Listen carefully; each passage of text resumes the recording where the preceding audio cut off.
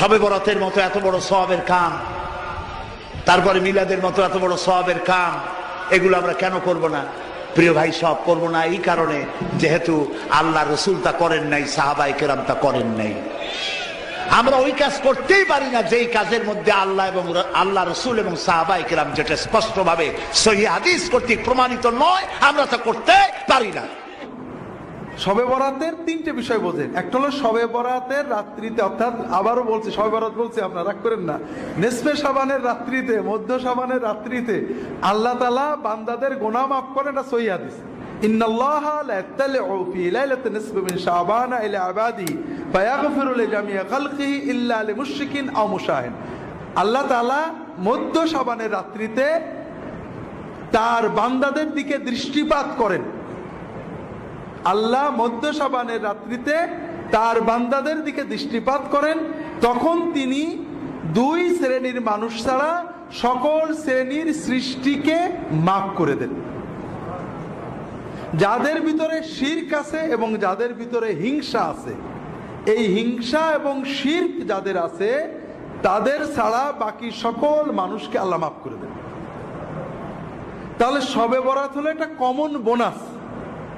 আপনি যদি এই রাত্রিতে ঘুমিয়ে থাকেন, জেগে থাকেন, কিন্তু আপনার অন্তরে শিরক নেই, আপনার অন্তরে হিংসা বিদ্বেষ নেই, ইনশাআল্লাহ আপনার নসিবে এই আল্লাহর বোনাসটা এসে যাবে, আপনার অ্যাকাউন্টে আপনার বোনাস জমা হয়ে যাবে।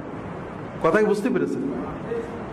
এখন দ্বিতীয় বিষয় হলো আমরা কি করব, আমরা আমল করব কিনা। আমল না করলে, ঘুমিয়ে থাকলেও আপনি বোনাস পাবেন। এ ব্যাপারে সহিহ হাদিস পাওয়া যায় না, কিছু জয়ীফ হাদিস আছে। দুটো আমল পাওয়া যায় জয়ীফ হাদিস দ্বারা, বা তিনটে আমল পাওয়া যায়। একটা হলো কবর জিয়ারত, আর একটা হলো দোয়া, আর একটা হলো সালাত। এই বিষয়ে যতগুলো হাদিস আছে সবই জয়ীফ। তবে যেহেতু এই রাত্রের ফজিলত সহিহ, এই রাত্রে কেউ যদি অন্যান্য রাতেও তাহাজ্জুদ পড়ে, এই রাত্রে একটু কিছু বেশি পড়েছে, অন্যান্য রাত্রেও দোয়া করে, এই রাত্রে বেশি করেছে, এটা অনেক আলেমই মুস্তাহাব, জায়েজ, বৈধ, সুন্নতের ভিতরে থাকবে বলে মত প্রকাশ করেছেন। আমরাও মনে করি যদি কেউ ব্যক্তিগতভাবে এই রাত্রিতে দোয়া করেন, এই রাত্রিতে আল্লাহর কাছে দোয়া করেন বা সাধারণ তাহাজ্জুদ পড়েন, কিয়ামুল লাইল করেন, এটা নাজায়েজ হবে না, ইনশাআল্লাহ বিদআত হবে না। তিনটে কারণে। একটা হলো সুন্নত দ্বারা ফজিলত প্রমাণিত। এখানে জয়ীফ হাদিস দিয়ে কেউ আমল করলে এটা সরাসরি বেদাত বলা ঠিক না। তাবেঈদের যুগ থেকে কোন কোন তাবেঈ এই রাত্রে ইবাদত করেছেন। তবে এই রাত্রিতে ইবাদত মসজিদে যেয়ে করা, সমবেত করা, এটা সকল ইমাম হানাফি, শাফিঈ, মালিকি, হাম্বলি সবাই বেদাত বলেছেন, মাকরুহ বলেছেন। এটা নিয়ে কোনো মতভেদ নেই।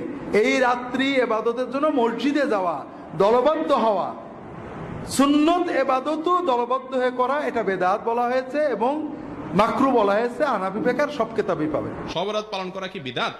শবে বরাত উপলক্ষে আনুষ্ঠানিকতা করা, সিন্নি দেওয়া, আপনার ওই যে আপনার কি হালুয়া বিতরণ করা, একটা জাল হাদিস বানাইছে যে নবীজি দাঁত ভাঙছে এই জন্য হালুয়া খাইছে, এই জন্য আমরা হালুয়া খাই। মানে কত বড় চিটারি আপনি চিন্তা করেন।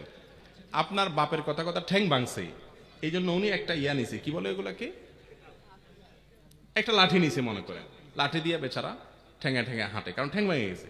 এখন আপনি বাপের ছেলে বলতেছেন, উফ আমার বাপের শত্রুর সাথে লড়াই করতে গিয়া ঠ্যাং ভেঙে ফেলছে, অতএব বাপের প্রতি আমি ভালোবাসা প্রকাশ করতে গিয়ে আমার ভালা ঠ্যাঙে আমি একটা লাঠি নিয়ে খোঁড়াইতেছি। বাপে ওই লাঠিটা নিয়ে মাথা দিয়ে মারবে কি পারবে না, যে বেয়াদব তুই তো আমার ভেঙাইতেছিস, ঠিক না? ঠিক। তো যদি নবীজি দাঁত ভাঙিয়া হালুয়া খাইয়া থাকেন, তো আপনিও দাঁতটা ভাঙেন, ভাঙিয়া হালুয়া খান। আপনি আস্ত ভালো দাঁত নিয়া সবরাতে হালুয়া খাইতেছেন, এর চেয়ে বাটপারি আর কিছু হইতে পারে? আর উহুদের যুদ্ধ কি শাবান মাসে হয়েছে? আপনি এটা কোথায় পাইছেন? এগুলা সবগুলা হলো এই হালুয়া ঘুরির জন্য আপনার মাসালা বানাই নেওয়া আর কি।